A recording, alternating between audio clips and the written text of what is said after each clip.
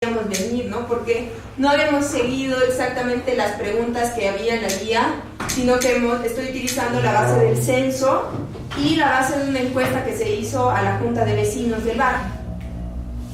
Sumando a la observación, digamos, con las veces que hemos ido al barrio y la interacción que hemos tenido, entonces he tomado esas tres herramientas, digamos, para poder ponderar de la mejor manera y acomodar a lo que sería la tabla de ponderaciones de la brújula para luego hacer la brújula, ¿no? Entonces, para hacer esto he mantenido los 4 ejes, obviamente, derechos, organización social, obras públicas, marco regulatorio, y he mantenido los 5 factores.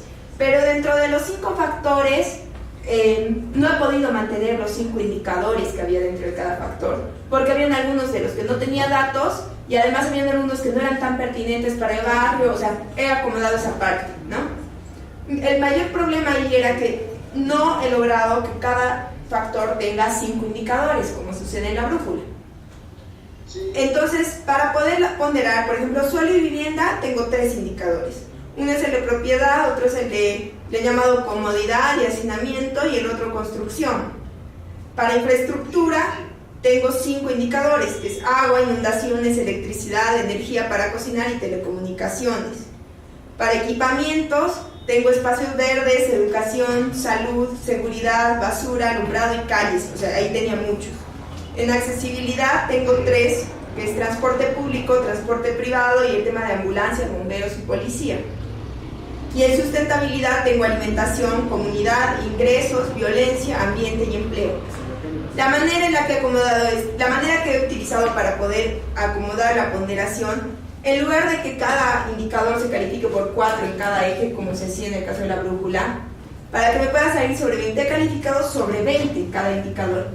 Y luego de calificar sobre 20 cada indicador, lo he promediado para que salga 20 del subtotal del factor.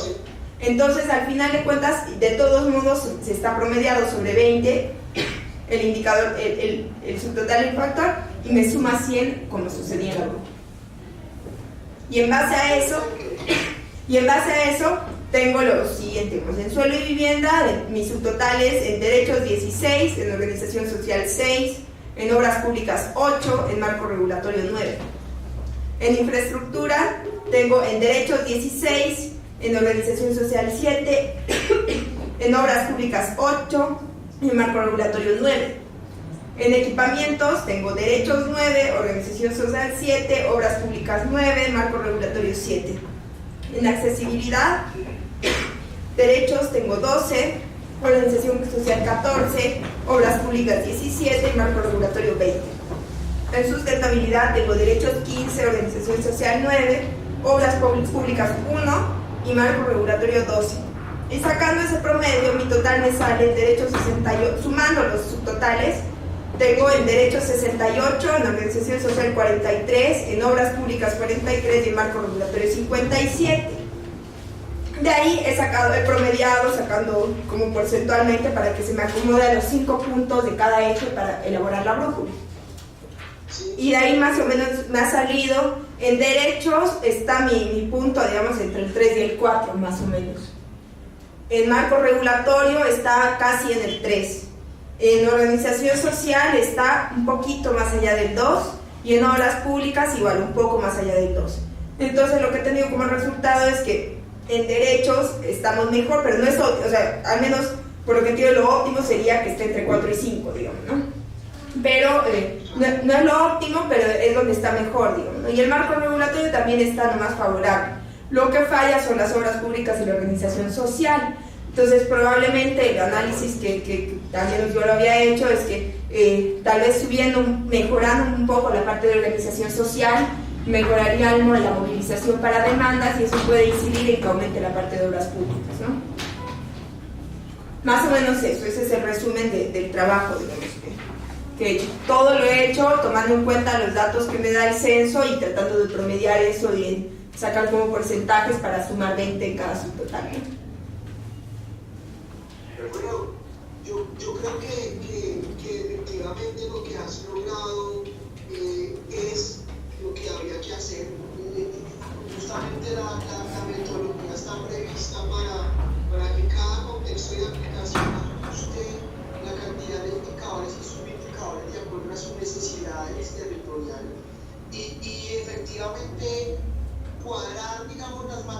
gráficas y la estadística para que cierre, es parte de la tarea que tienen que hacer los equipos territoriales y veo que ya tienes una brújula construida, ya tienes unos datos construidos y creo que eso es lo que creo que nos permite la comparabilidad de la aplicación que ustedes hicieron en Bolivia con otros contextos de aplicación en Latinoamérica y en el mundo. Así que creo que esa fue, digamos, que está muy bien, que te agradecería si nos compartes esos datos.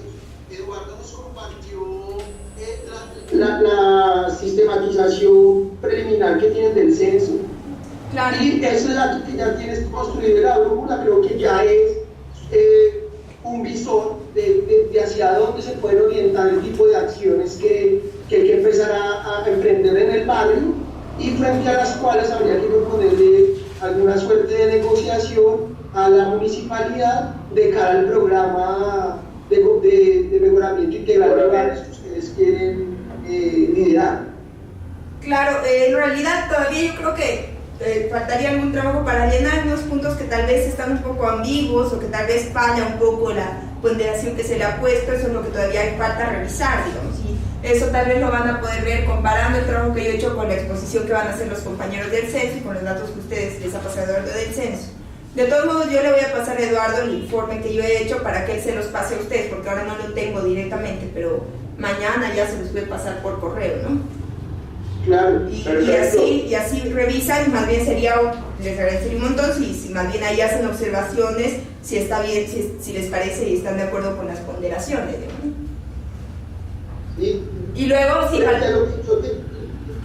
lo que escucho, digamos, estoy, pues creo que completamente de acuerdo. Creo que metodológicamente lo has hecho como tocaba y lograste traducir su recolección de información a la lógica de la brújula y creo que era el objetivo. Bueno, yo creería, yo tengo una pequeña observación, y es que digamos, recordemos que la fuerza de la brújula como herramienta es, digamos, el empoderamiento que tiene la ciudadanía con respecto a la herramienta y, digamos, a la comprensión de los problemas o de las particularidades del territorio. Creo que es fundamental que ustedes como equipo territorial puedan expresar la manera en que se va a equiparar para que sea mundialmente medible el ejercicio en relación con los otros ejercicios de la brújula en Latinoamérica y en el mundo, que se lo expliquen a los habitantes del barrio y que ellos entiendan el paso que vamos a hacer para poder medir, digamos, para poder homologar la recolección de datos que tienen ustedes con lo que pide la metodología específica de la brújula. Creo que es importante. Claro, lo que se ha hecho es, o sea, sí, ahí igual veo que había una falla. Mi propuesta final es que se haga una especie de grupos focales o lo que se pueda hacer justamente para poder explicar y para poder mejorar algunas ponderaciones que tal vez están fallando o con las que probablemente la gente del barrio no esté de acuerdo. Entonces, que ellos mismos colaboren con modificar algunas de las puntuaciones y obviamente ahí va a variar la brújula de alguna manera, o tal vez no varía mucho, que sería lo ideal, ¿no? Pero la idea sería que ellos participen en esa parte, que sería modificar algunas ponderaciones, pero al menos ya está hecha la tabla de manera que se modifique dentro de la tabla. Y por otra parte, sí, lo que sí se ha hecho en todo el proceso es sí hablar con ellos, ¿no? Cuando se hizo el censo y cuando se hizo la Junta de Vecinos, la encuesta a la Junta de Vecinos, sí se les explicó que el objetivo era también construir una brújula y que íbamos a tomar indicadores en base al censo. Entonces en esa parte no está tan mal. Lo que sí faltaría es tener una conversación con la gente para ver si están de acuerdo con el resultado de la brújula, digamos. Excelente. Una pregunta tengo. ¿Se escucha? Más por ¿Me escucha? Sí. Una pregunta, agradecerles por el espacio que nos están dando. Soy Ronald, estoy coordinando este proyecto en Purapura.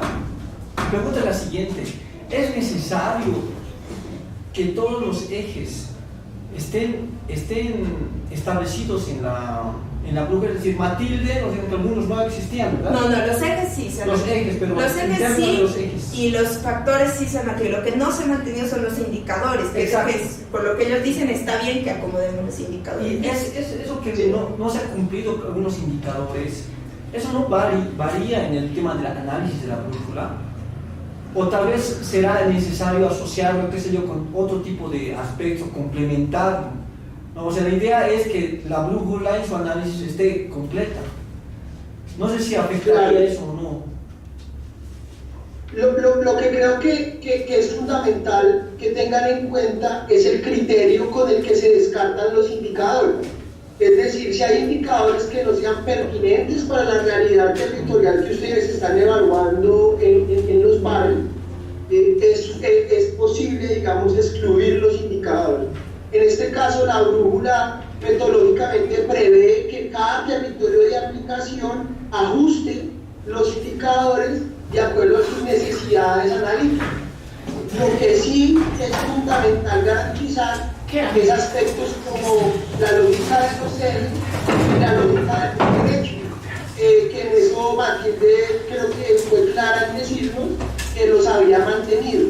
Entonces, para evitar quizás que algunos aspectos por fuera, lo que podrían hacer es nuevamente revisar la batería de indicadores que cada factor, que en realidad es cada derecho, tiene, para ver si sí está incluido, y si no está incluido, ¿por qué no se incluyó? Digamos que creo que sería, pero esto con la tranquilidad, Eduardo, de que es posible para ustedes obviar ciertos indicadores porque no son pertinentes para su realidad territorial. Lo que tiene que ser claro es la razón por las cuales no se tuvieron en cuenta. Claro, hay otros que se han aumentado. Es que eso es eso. Claro, en otros casos se han agregado otros indicadores, se han puesto más de los indicadores sugeridos, y lo que se ha hecho efectivamente es ajustar el cálculo matemático para que dé de acuerdo a la lógica de cálculo de la brújula. Pero en ese caso creo que son el tipo, digamos, de salvedades que ustedes como grupo de aplicación pueden hacernos a nosotros como brújula, contándonos qué implicó en el caso de La Paz la aplicación de la metodología. Creo que eso justamente es de los aprendizajes que van a nutrir este proceso, digamos, pensando ya en la red latinoamericana y mundial de aplicación de la brújula, y es conocer las razones por las cuales se agregaron los indicadores o se obvian otros. Claro, en base, como les digo, les voy a pasar el informe con Eduardo para que vean más o menos cómo se ha construido el tema de los indicadores y cómo se los ha ponderado. Y les agradeceríamos si tienen algún comentario respecto a esa parte después, ¿no? Por supuesto. Claro que sí. Listo, entonces ha sido un gusto. Yo me despido y les voy a dejar con mis compañeros que les van a exponer la parte del censo. Pero muchas gracias a ti y felicitaciones, porque pues eso ya es el trabajo, digamos, lo que justamente nos preguntábamos la última reunión era cómo traducir el censo a la lógica de cálculo de la brújula, y creo que lo has logrado, así que pues que lo felicito al equipo de trabajo por ello. Muchas gracias. Ya, Sebastián, ahora vamos a empezar con lo que habíamos quedado, de lo que te había dicho, de los cuadros, la exposición que han preparado los compañeros que han trabajado el censo. Así que a ver, dame un cachito, te voy a compartir las diapositivas para que igual puedan verlas. No sé si ahora ya la pueden ver. A mí no me sale, ¿no? Ahora ya pueden verla, supuestamente ya estoy compartiendo la diapositiva. Sí, está cargando. Ya. Bueno, avísame cuando ya esté cargada y para que empecemos ya de una vez con esto.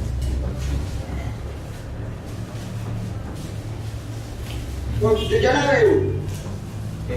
Juan Camilo, ¿tú Sí. también la ves? Sí, también aquí veo Instituto de Investigaciones Sociológicas, Mauricio Leclerc. Ya, entonces vamos a empezar con Marcelo Parra, que ha trabajado la primera parte. ¿Ya? Hola, ¿me escuchan? Hola, Hola, sí, te escuchamos. Y mil disculpas por el retraso, pero bueno, esos son un poco los resultados que hemos sacado con el censo. Tal vez Matías les dijo un poco las limitaciones que se tuvo con el instrumento al momento de ponderar, realizar realizar la transformación para poder aplicar la brújula, ¿no? Bueno, en esta primera parte con los datos que hemos sacado, el primer indicador que he sacado es el de hacinamiento. En la parte de abajo están viendo los rangos. Si el indicador sale menor a 2.4, no hay hacinamiento. El rango medio sería entre 2.55 y 4.9. Y si es mayor a 5 o igual a 5, hay un alto hacinamiento. No sé. Bueno, el indicador que ustedes saben es simplemente el total número de personas que viven en el hogar entre el número de habitaciones que utilizan para dormir. Entonces, esos son los resultados. En su conjunto, no hay hacinamiento en el sector en el que hemos aplicado los instrumentos. Otra gráfica que hemos hecho, una pregunta, Mauricio. Marcelo. Ese porcentaje que da alto corresponde a alguna zona en específico de las 71 viviendas analizadas o son casos aislados en general dentro del barrio. Bueno, como te habrá explicado Matilde, no sé si lo han hecho o bueno, no lo he escuchado, pero te repito en todo caso, hay 4 secciones en la zona. Y los casos altos que te muestro son, digamos, dispersos. O sea, no hay una sección en la zona donde estén, digamos, delimitados, encajonados o digamos, conglomerados los casos altos. Están dispersos en toda la zona. Okay. A ver, pasemos a la siguiente. Perfecto. Muy bien. Yo he sacado un indicador que es calidad de vivienda. Ese indicador es, ¿cómo lo he construido? Teníamos algunas preguntas en el censo en el que preguntábamos calidad de vivienda, el tipo de techo, el material del techo, el suelo, si la pared tiene revoque. Entonces la idea un poco del indicador es, mientras más alto sea el número, mejor calidad de vivienda.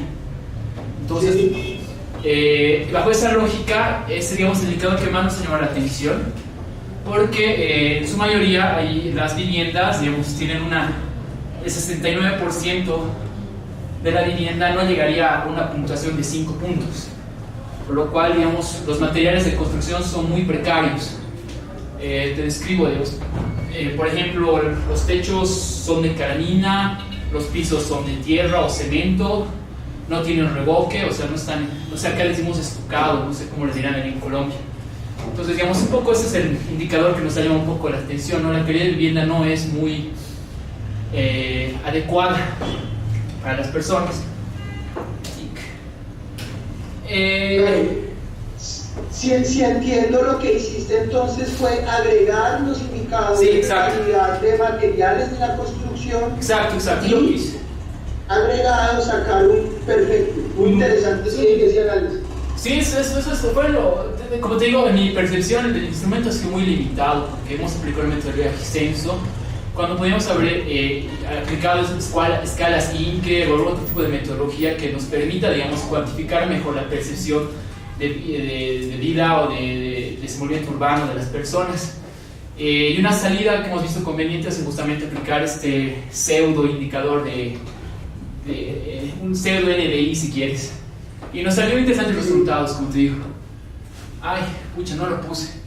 Tenía otro que era de servicios, pero no lo puse, creo que vas a disculpar. Lo otro que hemos hecho es... Dime. Te escucho.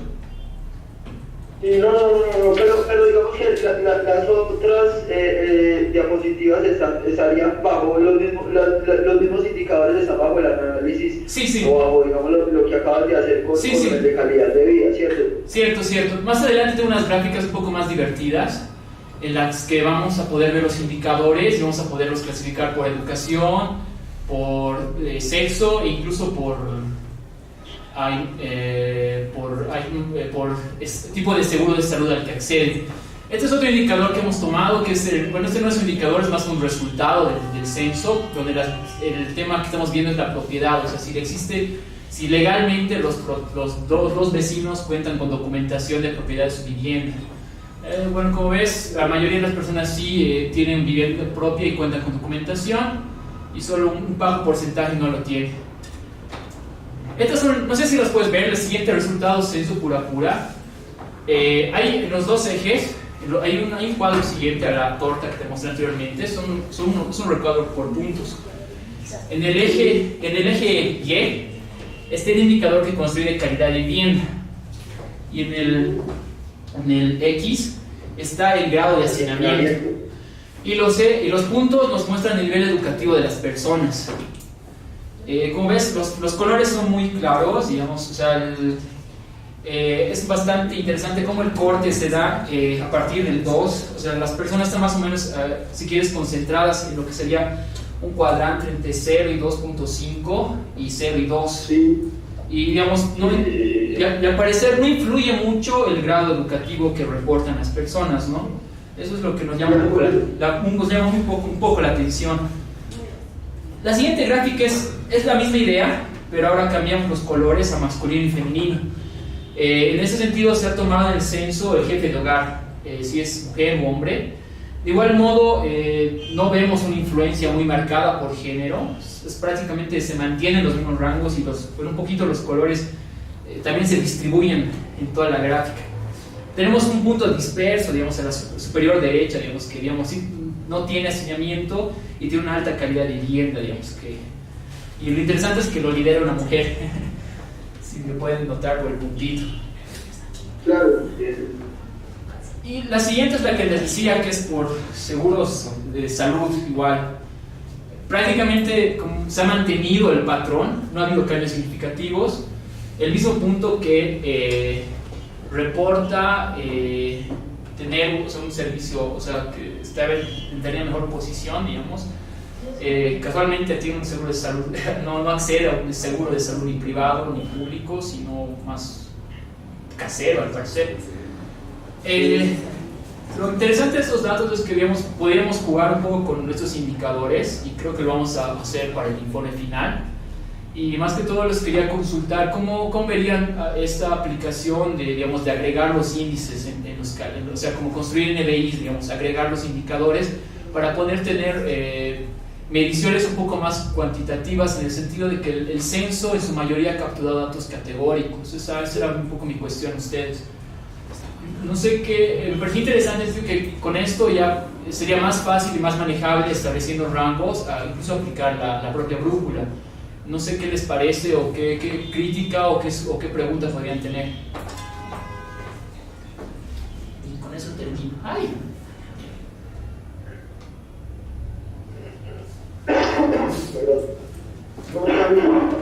Esas eran las gráficas que quería compartir con ustedes. Bueno, me parece en términos analíticos muy interesante agregar los indicadores. Creo que en términos de la lógica de sistematización de la información de la brújula, el trabajo que nos ha presentado previamente tu compañera responde, digamos, a los cálculos que la brújula requiere en un intento de comparabilidad, pero creo que esto que has logrado tú fortalece la capacidad analítica del ejercicio de reflexión de información que has recogido, porque la brújula, digamos, que no hace este ejercicio de agregación de indicadores, los pondera unitariamente, y creo que es muy interesante analizarlo. Ahora, al final, creo que jugar con estas tres variables para tratar de identificar correlaciones es muy interesante. Creo que en los tres casos en los que nos muestra, vemos que no hay una correlación, sí, no hay correlación. En el acceso a salud, ni en el género, ni en la calidad educativa, que sea determinante de las condiciones, digamos, habitacionales en las que se viven. Pero pueden haber ejercicios de correlación no sé, cruzar trabajo con materiales de construcción, no sé, creo que en ese cuerpo de los indicadores creo que pueden haber correlaciones que efectivamente sí resulten más esclarecedoras de ciertas tendencias. Entonces creo que vale la pena y que complementa analíticamente lo que la brújula ha hecho, y creo que lo puede sugerir como parte de esas cosas que podrían alimentar la misma metodología de la brújula. Es decir, que luego de esta experiencia de análisis que haces pueda sugerirnos a nosotros para que en las próximas aplicaciones de la brújula en otros contextos se replique esta buena práctica de agregar indicadores para sacar lecturas más generales. Justamente en ese sentido, quería consultarte. Vi la posibilidad de construir números índices. O sea, y mi problema era cómo podría establecer los rangos para, digamos, reflejar un poco esto, ¿no? No se disparen mucho con lo de las metodologías que han aprobado. De todas formas, no sé qué programas manejan allá. Yo te podría pasar el script y ahí ustedes lo checan y lo desmenuzan de mejor manera. En el tema de las correlaciones, me pareció bien interesante que, digamos, sacando correlaciones de calidad de vivienda y hacinamiento, como ustedes bien lo vieron, no era muy alto, eran apenas 0,07, entonces no había una correlación directa. Con otros indicadores tal vez podamos encontrar algo más interesante. Lamentablemente no hemos capturado muchas variables cuantitativas, pero no sé, sí yo les pasaría el script, la base, y ustedes la pueden ver, y ahí ya sería un diálogo un poco más fluido, si quieren. Claro, y creo que valdría mucho la pena que nos contaras, no sé si en un documento o como veas que es la mejor forma, el proceso que hiciste, cómo trabajaste los datos. Ajá. Para que eventualmente podamos compartirle esta metodología a otros compañeros que en otros lugares del mundo están aplicando el mismo ejercicio, como parte, digamos, de la intención que tiene la red, y es de compartirnos entre las diferentes aplicaciones los aportes que a nivel metodológico se vienen construyendo, que me parece pues fabuloso para que otros equipos también puedan hacerlo. Allá, muy buena onda, entonces quedamos para eso. Y gracias, y no sé, ¿tiene alguna pregunta más? Porque ya tendría que... Una pequeña pregunta, Mauricio, con respecto a los gráficos que nos mostraste, en la relación que hay entre la perspectiva de género y la tenencia de la propiedad, según si la cabeza del hogar es un hombre o una mujer. Cuando ustedes estuvieron haciendo el censo y la investigación, el tema laboral en la perspectiva de género en el barrio no tiene muchas dependencias, o sí, es decir, tanto hombres como mujeres tienen acceso al mercado laboral. A ver, la respuesta que nos dieron, digamos, fue muy, o sea, nuestra pregunta no fue muy, no sé cómo te digo, muy cerrada, fue muy abierta, ¿no? Entonces, la información que capturamos fue la actividad a que se dedican. Entonces, hay bastantes diferencias, ¿no? O sea, pero, digamos, mujeres en su mayoría no tienen una profesión, digamos, no tienen una actividad técnica o certificada educacionalmente. He visto mucho que en los datos, y sería interesante también compartirlos, se dedican más a comercio, y, digamos, los varones, digamos, sí tienen, digamos, una variedad, digamos, de oportunidades laborales muy diversas, si quieres, ¿no? Trabajan desde transporte hasta algún tipo de profesión, alguna actividad técnica, alguna actividad de albañilería también. Que las mujeres están un poco más en lo que es comercio, muy aglutinadas en ese segmento o en ese campo laboral. En términos de educación, lo que hemos visto es que tampoco hay muchas brechas, digamos. O sea, hombres y mujeres prácticamente reportan casi los mismos niveles educativos, no hay mucha brecha, pero sí en la actividad laboral, digamos, ¿sí?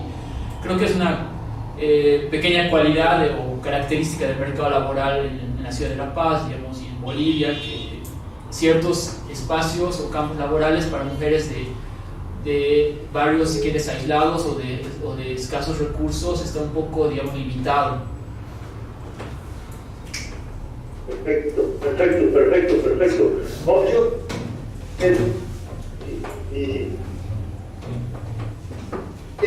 quería hacerles unos comentarios muy generales sobre los datos. Digamos, me parece muy positivo que lograron en el censo analizar la escala vivienda y la escala barrio. Creo que el temor de que la discusión haya sido una discusión exclusiva de las viviendas y no se haya discutido sobre la escala barrio, creo que se zanja, porque lograron efectivamente incluir preguntas sobre el acceso a servicios y equipamientos que trascienden la escala de la vivienda. Me pareció muy positivo las preguntas que hicieron en torno a la organización social. Digamos que ahí es evidente que estaban tratando de seguir la metodología de la brújula, y creo que de ahí es de donde luego se pueden sacar insumos para fortalecer ciertos procesos de acción colectiva en torno a temas muy específicos.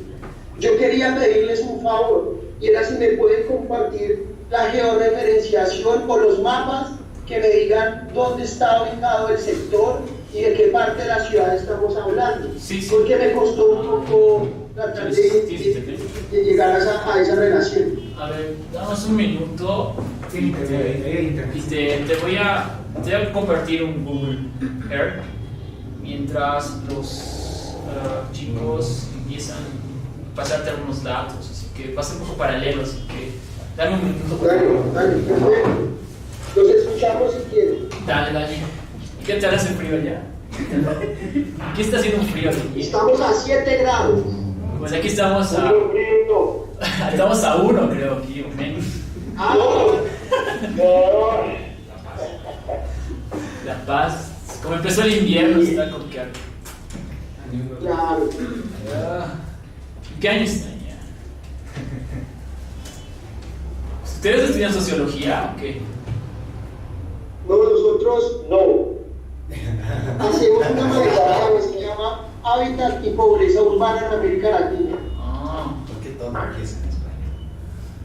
¿En qué universidad están?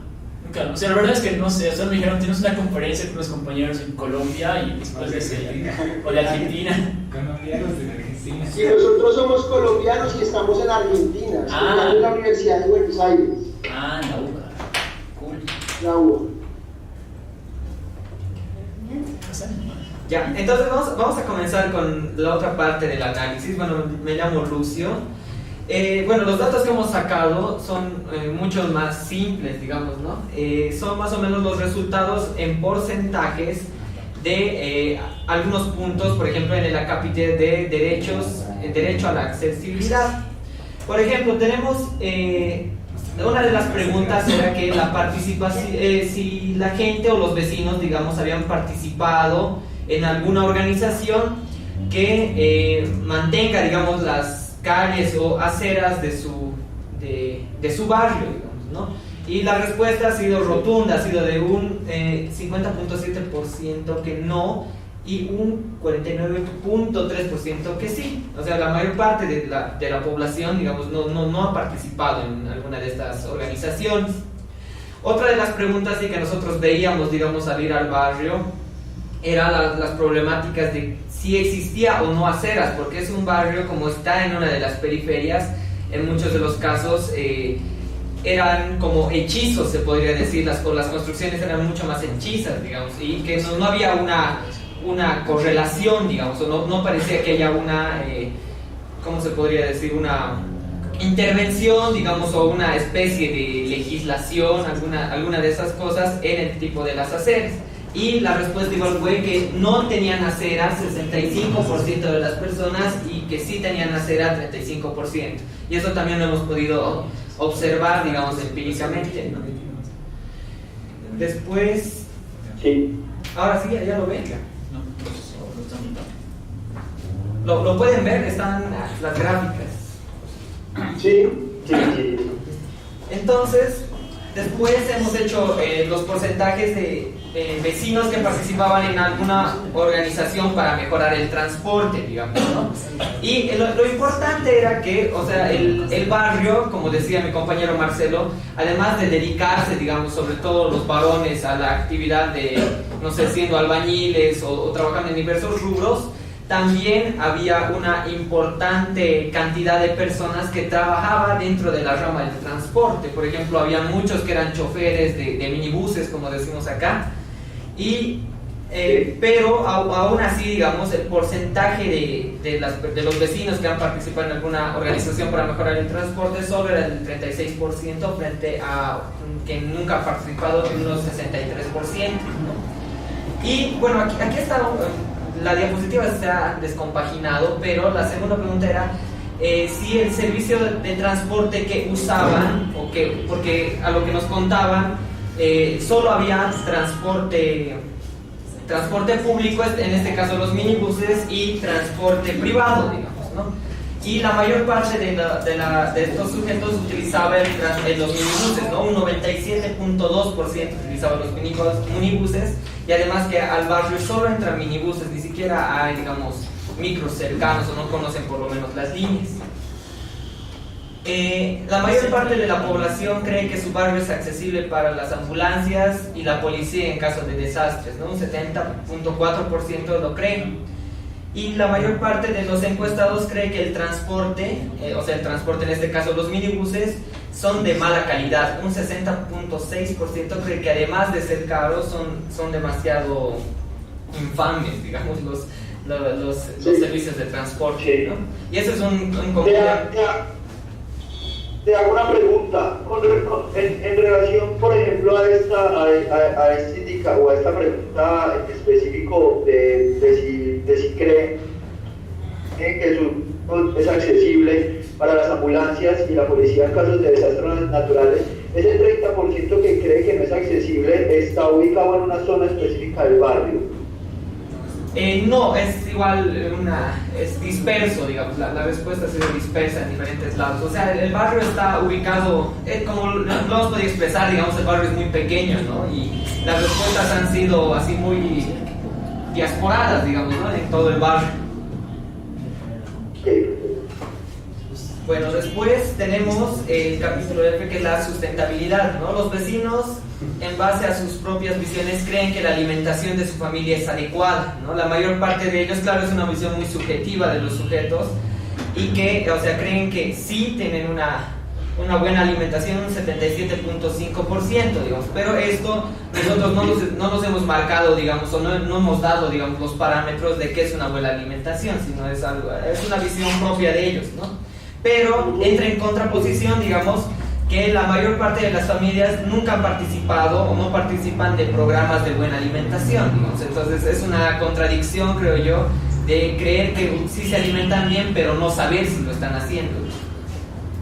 Y la mayor parte de los vecinos sí participa en el trabajo comunal del barrio, ¿no? Ese es bueno, y un 17% cree que no, o sea, que nunca ha participado en ese trabajo comunal, ¿no?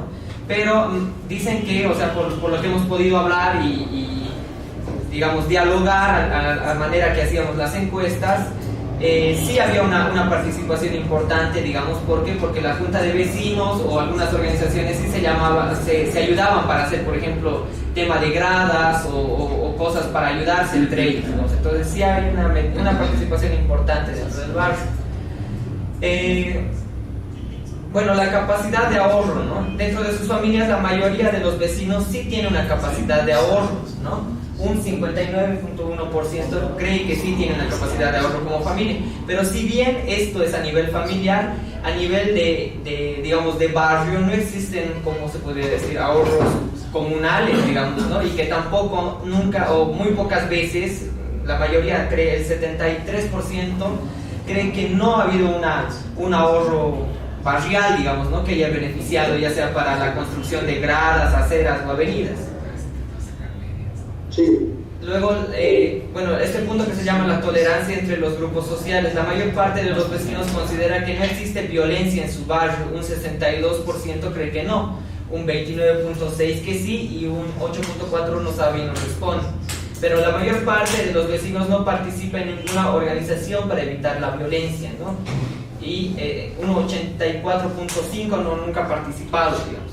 Lo interesante, digamos, es que digamos, estos casos de violencia que se dan dentro del barrio se dan por algunos sujetos que son loteadores, o sea, personas que se apropian, digamos, de ciertos lugares sin siquiera tener papeles o simplemente allanando, digamos, algún territorio del barrio, ¿no? Y que nosotros hemos podido comprobar igual empíricamente cuando fuimos una vez a hacer las primeras encuestas, digamos, los primeros sondeos, donde sí, este tipo de gente, digamos, sí se portaba agresiva hasta con nosotros y con la entrada al barrio, digamos. Entonces, en ese lado yo creo que es la mayor parte de violencia que se genera dentro del barrio. O sea, la violencia está asociada al loteo ilegal. Sí, completamente, al loteo ilegal. Y además que a mí me parece un poco ambigua, digamos, este dato de decir que no hay violencia, porque sí, el barrio, digamos, está considerado entre una zona roja, digamos, de la ciudad de La Paz, ¿no? Entonces, acotando eso.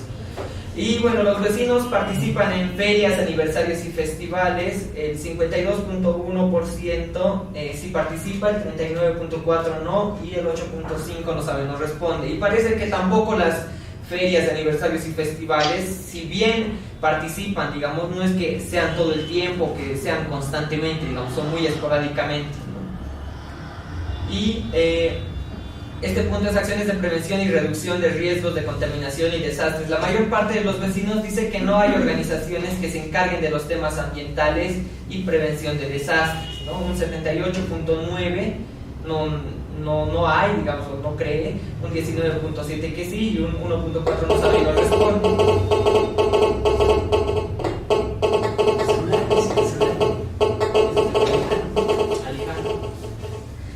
Y por ende también hay una mayor parte de vecinos que no ha participado en este tipo de organizaciones. Yo creo que ahí sí va en correlación, digamos, ya que si no hay estas organizaciones, mucho menos los vecinos van a poder participar en algún tipo de organización parecida, ¿no?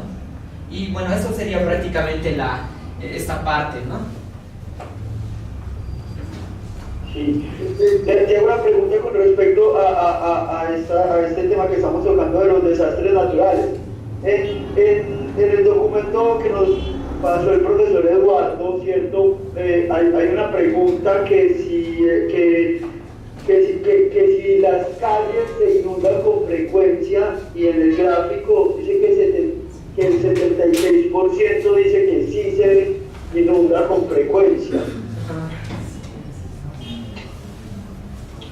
Es así, es decir, si hay una percepción que ustedes hayan podido comprobar de una precariedad en la infraestructura vial que hace que ante la lluvia se inunde con frecuencia las calles. Ahora, por ejemplo, en una parte del barrio, ¿no? La que da más al mirador, digamos, se da un proceso un poco más, o sea, la planificación, digamos, de los ductos de agua ha estado mal elaborada, digamos, y los vecinos tenían una gran queja. ¿Por qué? Porque con la lluvia se terminaban remojando ya sea las paredes de sus viviendas, y que digamos estas, ¿cómo se llaman? Cañerías, ¿no? ¿Qué se llaman estos desagües, digamos?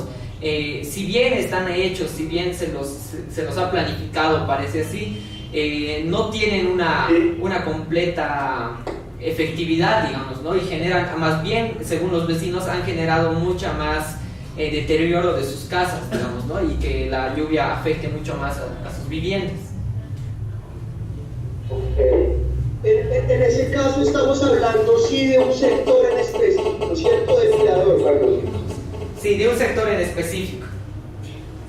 Ahí quizás les quería pedirles el favor de que en los casos en los que hayan indicadores que evidencien problemáticas específicas de algún tipo de subsector dentro del barrio, nos lo hagan evidente, o al menos lo tengamos en el radar, de forma tal que cuando nos preparemos para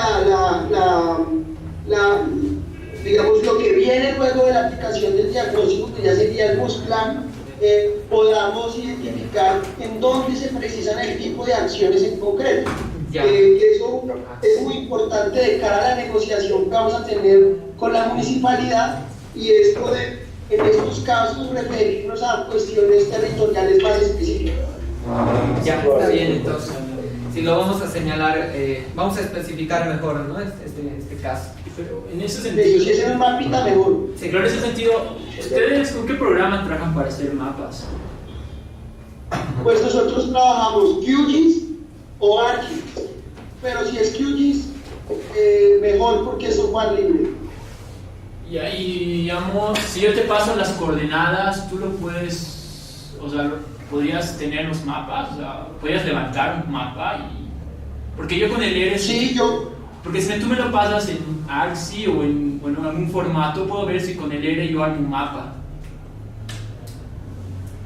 O sea, me dices que te envíe yo la plantilla, Claro, exacto, la plantilla. de pura. Claro, exacto. ¿Podrías hacerlo con las coordenadas? ¿O cómo? Sí, ya, bueno. creo que puedo hacerlo, sí. Podemos intentar, te puedo mandar coordenadas y me mandas la plantilla en algún formato y ahí como quieren, digamos, podemos identificar de mejor manera los indicadores. Y sobre eso cargas, dale.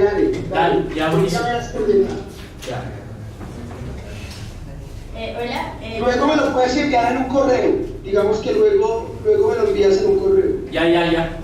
Claro, conmigo coordinamos, Sebastián, y hay varias cosas que estamos quedando. Me estoy anotando para que intercambiemos la información que necesiten, te enviemos y nos envíes también a otras cosas.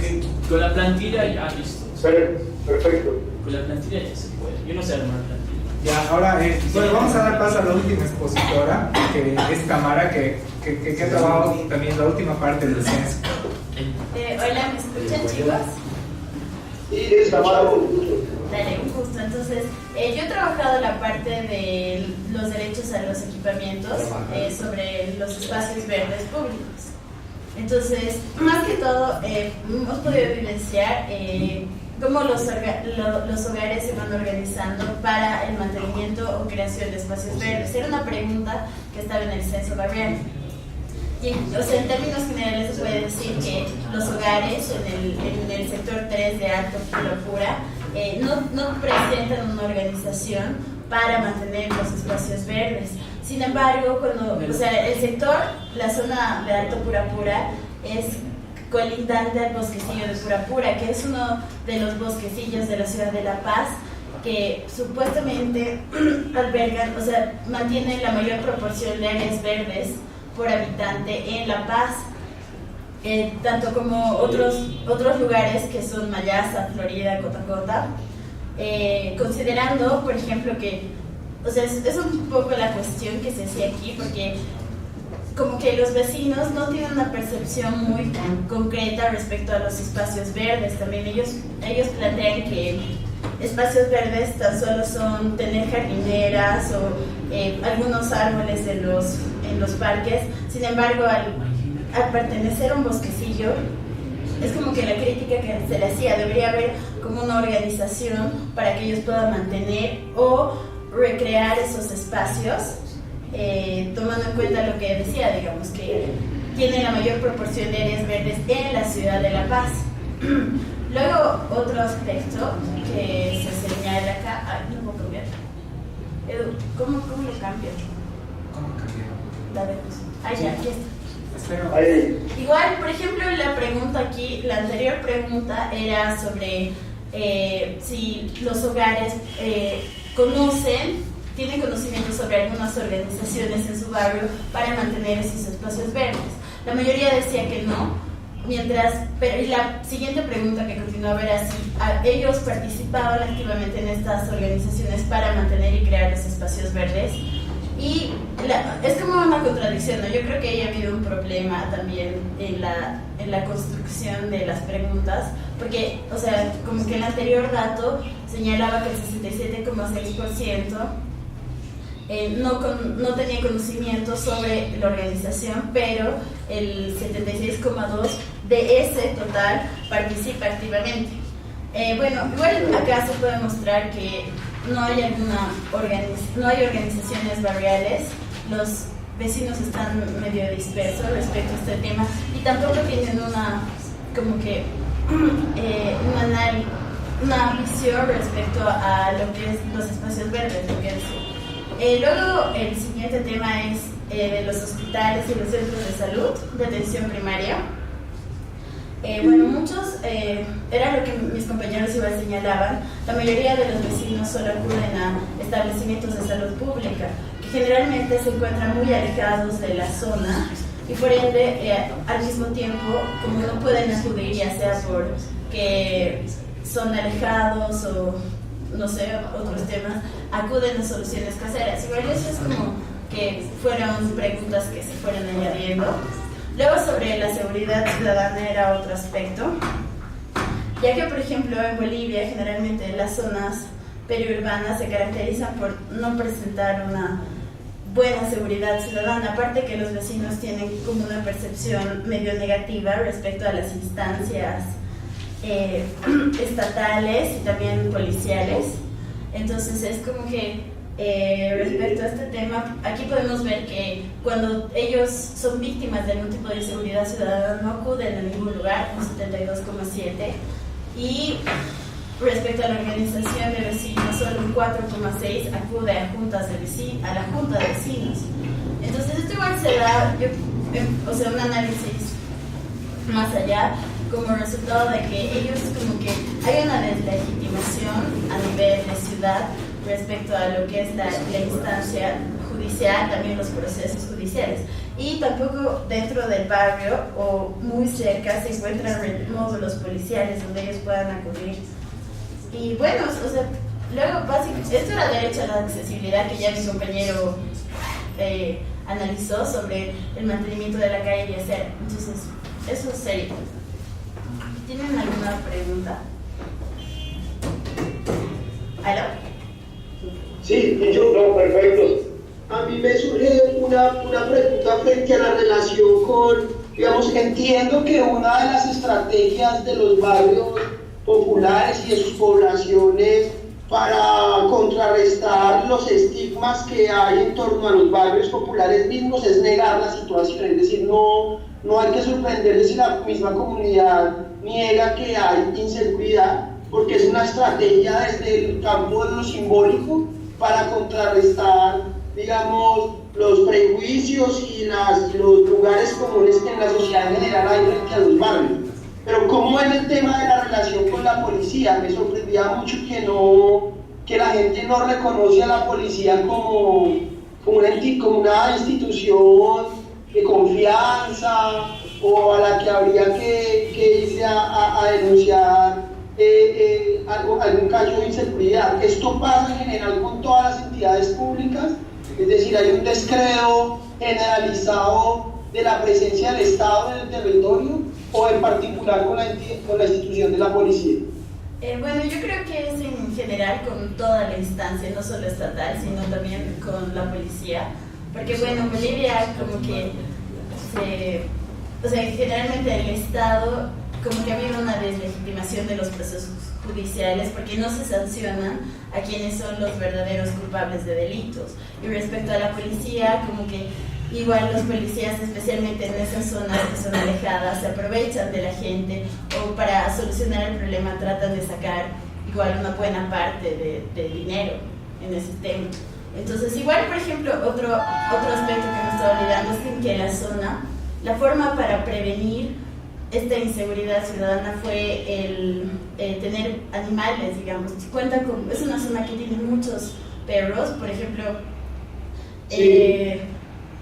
entre 30 y 20 hogares por lo menos poseen un animal, 1 o 2 perros, y el problema es que no solo es el tema de que sí es una forma de prevenir, pero yo creo que es a corto plazo porque también hay presencia de muchos animales callejeros, es también inseguro en ese sentido, porque eso puede traer no solo problemas, como que sí ayuda a combatir de alguna forma la inseguridad, pero también trae problemas a niveles de salud o también no están esterilizados los animales, entonces se van reproduciendo, pero sí hay muchos perros y es una característica del barrio que hay muchos animalitos callejeros. Vale. Otra cosa que me parece que sería importante es que logremos identificar nuevamente en un mapa cuáles son o dónde quedan esos puestos de salud o esos equipamientos que son reconocidos por la comunidad, ¿sí? ¿Dónde está el puesto de salud? ¿Dónde está la escuela? Digamos que podamos tener dentro del diagnóstico un complemento geográfico. Ahora, pensando en lo que me comentabas ahora, frente a la posibilidad de enviarles la plantilla de QGIS, lo que podríamos hacer mientras yo voy trabajando en eso es trabajar sobre una imagen de Google Earth.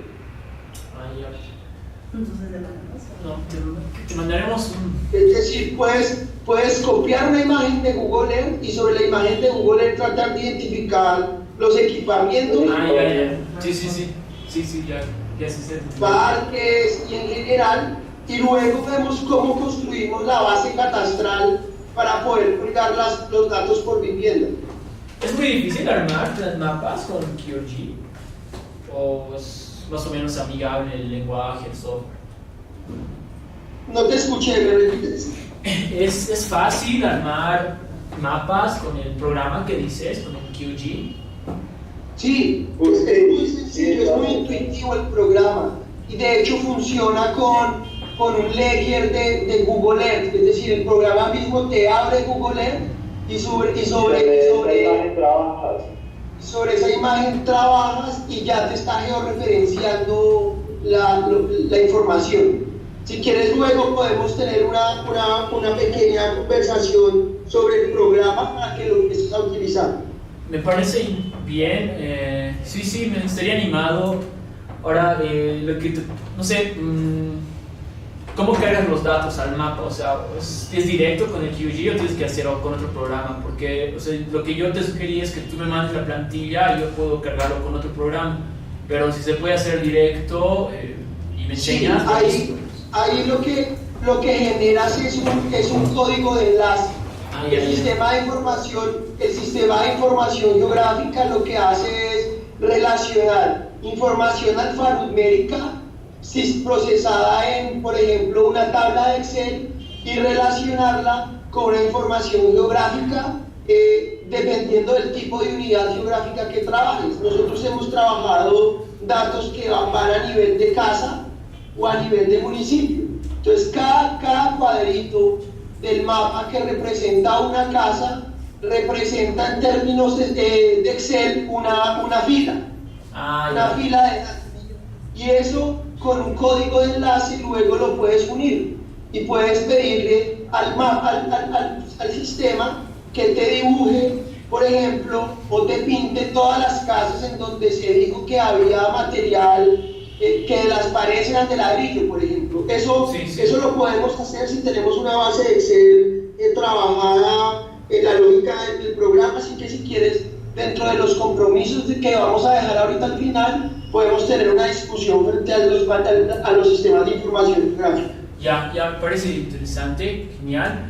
¿Tú me puedes pasar un formato en Excel o en algún otro formato de datos para que yo intente experimentarlo y jugar aquí con el programa y algún enlace del programa? Sí. Y perfecto. Yo les hago una pregunta. ¿Ustedes tienen códigos de las casas? Es decir, ¿tienen una dirección o una coordenada de las casas? Porque esa información es la que nos manda. Necesitamos un código de casa. El registro catastral que ya esté, digamos, en la oficina de catastro de La Paz. Tenemos registros catastrales, entonces ahí debemos tener algún tipo de coordenada. Tenemos que tener algún tipo de coordenada. En todo caso, la información que ahorita te puedo garantizar que tenemos es, no sé si te sirva, pero son numeraciones de las casas, pero creo que... Sí, son números únicos, es decir, números que no se repiten entre ellos. Podríamos inventarlos, ¿no? O sea, no habría problema, la cosa es que... También. También. Entonces sí se podrían numerar las casas sin ningún problema, digamos. Exacto. Buenísimo. Que a cada manzana le haces una numeración de las casas, en una lógica inventada por... Si cada manzana tiene 5 casas, la manzana 1, casa 1, casa 2, casa 3, casa 4, casa 5, manzana 2, casa 1, casa 2, casa 3 y así. Ya, buenísimo. Entonces, así, bajo esa lógica, si no conseguimos los registros catastrales, le podríamos mandar una plantilla en Excel y con las cuentas. Entonces, muy bien, bueno, me parece genial. Yo voy a tratar de ver, tal vez con un correo o algo, porque yo trabajo con ERE. Entonces, sé que el ERE puede jalar mapas y que podemos hacer ese trabajo. De todas formas, estaría abierto a que me enseñes a manejar el QRG.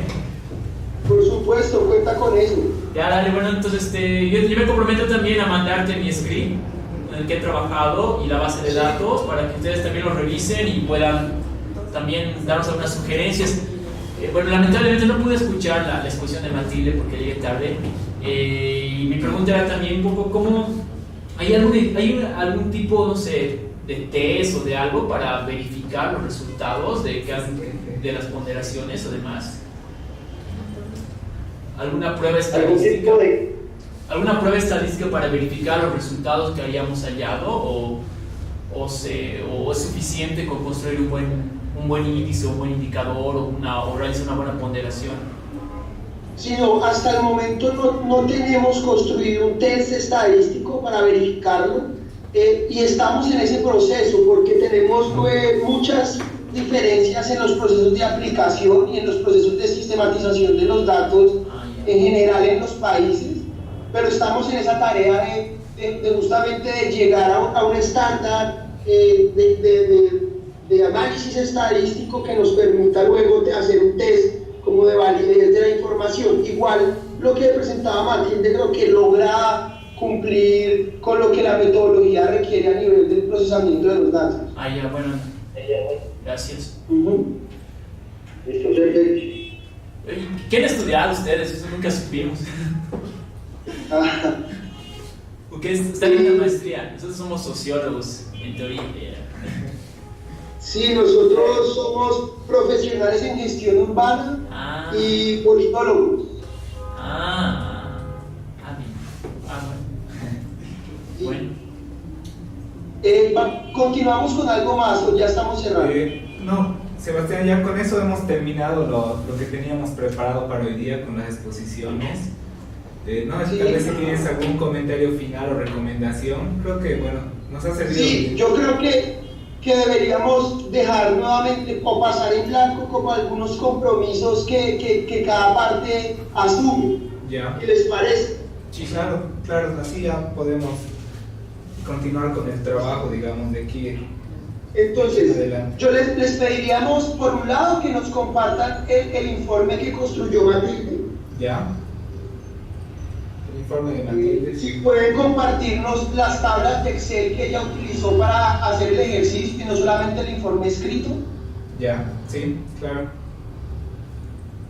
Les agradecería si me envían de pronto mapas que ya tengan o información geográfica frente al barrio. Yo me voy a poner a trabajar sobre las coordenadas que ustedes me envíen, pero si tienen mapas ya o tienen algún elevamiento a nivel fotográfico o de ese tipo, para que me lo compartan.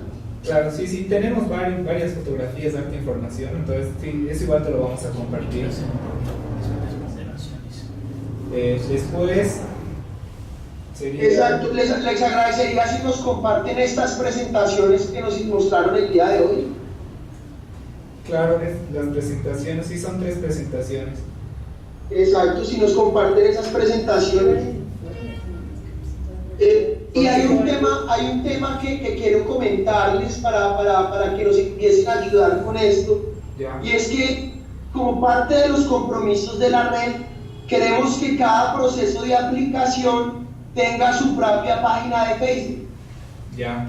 Y en la página de Facebook puedan ir contando cómo van avanzando en el proceso, qué han encontrado, y nos sirva también para que personas de otras partes del mundo puedan consultar la experiencia. Entonces quería pedirles el favor, nosotros les vamos a enviar unas pequeñas indicaciones de cómo abrir el Facebook, pero les agradeceríamos un montón, y en esto Fernando, que es nuestro coordinador, fue muy explícito, en que pudieran montar una página de Facebook de la brújula de La Paz o la brújula de Purapura. Ya, claro. ¿Tienen un grupo ustedes ya igual en el Facebook? Ya nosotros hemos abierto algunos Facebook, ya les vamos a enviar igual en un pequeño documento cuáles serían como algunas pautas generales que esperamos que todas las páginas las sigan, pero la idea también es que ustedes le impriman su propia identidad, ¿no? Esta va a ser la ventana a través de las cuales otras personas de otras partes del mundo van a conocer el proceso de aplicación de ustedes, su grupo de investigación, lo que están haciendo como universidad. Entonces, pues también como que lo asuman como eso, como una ventana para que ustedes den a conocer lo que se viene haciendo en Bolivia con la brújula. Claro. De todas maneras, de lo que me decías de las presentaciones, para el día jueves ellos, en base a estas presentaciones que han hecho, van a hacer como un informe. Entonces, más que te voy a pasar las presentaciones y también un informe, porque es como que los 3 compañeros que han expuesto, ellos el jueves tienen que presentar un informe de todo, como un informe del censo, que va a tener gráficas y todo. Entonces, creo que ahí va a estar sintetizado y mejor desarrollado todo esto que te han expuesto hoy día. Igual te lo voy a pasar eso. Claro. Y yo creo que es muy valioso si a ese informe le agregan una parte que diga qué recomiendan que la brújula tenga en cuenta. Es decir, ustedes han tenido un aprendizaje y qué aprendizaje tuvieron y cómo podríamos mejorar la brújula desde la experiencia que ustedes tuvieron, que eso, digamos, en eso consiste, ¿no? En aprender todos. Y les agradeceríamos un montón si nos retroalimentan también a nivel metodológico de cómo podríamos hacer la brújula más fuerte. Claro, sí. Ya Sebastián, después... No sé, Juan Camilo, si tenga alguna otra cosa que decir, algún comentario, algo que se nos haya quedado por fuera dentro de los compromisos. No, lo único, yo creo que como comentario general, pues primero felicitarlos. En realidad están haciendo un trabajo muy importante a nivel de la red de la brújula, a nivel latinoamericano y a nivel mundial. Y solamente creo que deberíamos en esta idea de compartirnos información de las diferentes experiencias, generar insumos metodológicos que permitan a otras personas en otras partes del mundo que hoy están haciendo también la brújula, poder sortear dificultades como la que sortearon ustedes, que creo que ha sido la más grande a nivel metodológico, y era tener primero una información que no era equiparable con el resto de informaciones de la brújula, y lo lograron hacer, ¿cierto? Eso es un punto clave que creo que se tiene que documentar, y como dice Sebastián, poder generar recomendaciones al respecto. Y el segundo punto es en el abordaje del análisis que ustedes están llevando a cabo. Por ejemplo, la perspectiva de género, que le están metiendo pues muy desde la sociología, por fortuna, ¿cierto? Digamos que muy desde la disciplina de la sociología, ustedes están abordando la brújula, y creo que eso es importante, porque en general, por ejemplo, en Buenos Aires, la gran mayoría de personas que habían llevado a cabo la brújula eran arquitectos.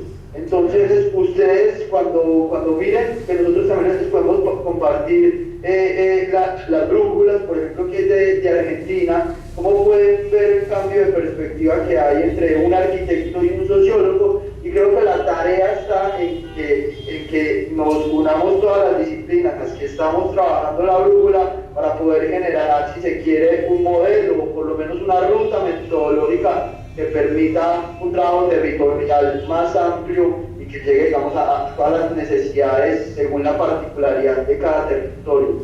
De resto, felicitarlos. En realidad nos complace mucho esta relación que estamos teniendo y que estamos forjando, seguir alimentándola, seguir fortaleciéndola, y por qué no en un futuro muy próximo ya podernos reunir físicamente y trabajar juntos.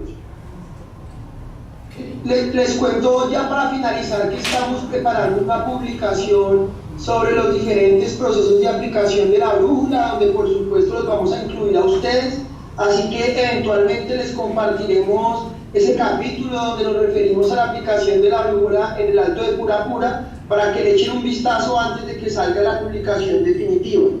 Y si les parece, luego pues nos proponen una fecha para que hablemos de los sistemas de información geográfica también, que puede ser una herramienta muy útil en estos ejercicios de recolección de información.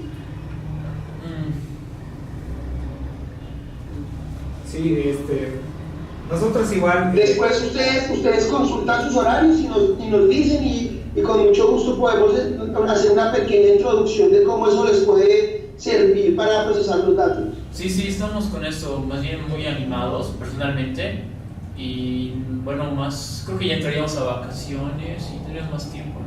Claro, bueno, nosotros igual, como te había comentado en alguna anterior videoconferencia, el licenciado Pereira, que es el docente de la materia, el objetivo, bueno, de esto primero es sacar un informe general, ¿no? Un diagnóstico del barrio, el cual va a ser presentado para el programa de Barrios de Verdad que hay aquí en la Alcaldía de La Paz, que es un programa para el mejoramiento de barrios donde se postulan los barrios y los barrios ganadores tienen un presupuesto extra para el mejoramiento del barrio.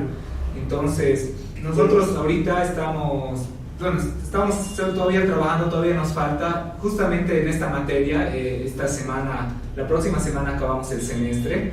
Sin embargo, vamos a continuar con el trabajo porque el fin de esto es también sacar una publicación acerca de todo el trabajo que hemos realizado y del diagnóstico del barrio. Entonces, yo creo que sí, vamos a tener un contacto próximo y más bien agradecerles su predisposición. Realmente nos han ayudado un montón con esto, a pesar de que hemos tardado en nuestra última parte para el análisis de los datos y no nos hemos visto como unas 3 semanas, creo que desde la última videoconferencia. Bueno, esperemos que podamos seguir contactando y bueno, yo ya tengo anotado más o menos cuáles son los datos y la información que tengo que pasarles, y también ustedes me escriben nomás cualquier momento y vamos a estar en contacto, yo creo por el mail o por el Skype también. Perfecto. Listo, compañeros, entonces muchísimas gracias y estamos en contacto. Sí, es cierto. Sí, y bueno, tal vez de modo referencial, ¿tienen alguna boleta de encuesta o de instrumento que hayan aplicado que nos podrían de la brújula que nos puedan compartir, sí, para poder contrastar la información que capturan? Claro. Eso sería para mí interesante. De una. Ya, dale de una. Perfecto. Sí. Listo, gracias.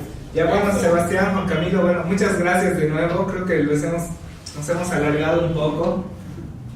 Aquí ya son casi las 8 de la noche, pero ya deben ser las 9, creo, si no me equivoco. Entonces, vamos a estar en contacto y bueno, sigamos trabajando, ¿no?, con esto de la brújula. Listo, muchachos, muchas gracias. Compañeros, que estén bien. Un abrazo latinoamericano. Otro abrazo. Nos vemos, chicos. Gracias. Chao. Chao. Que estén bien. Chao, hasta luego.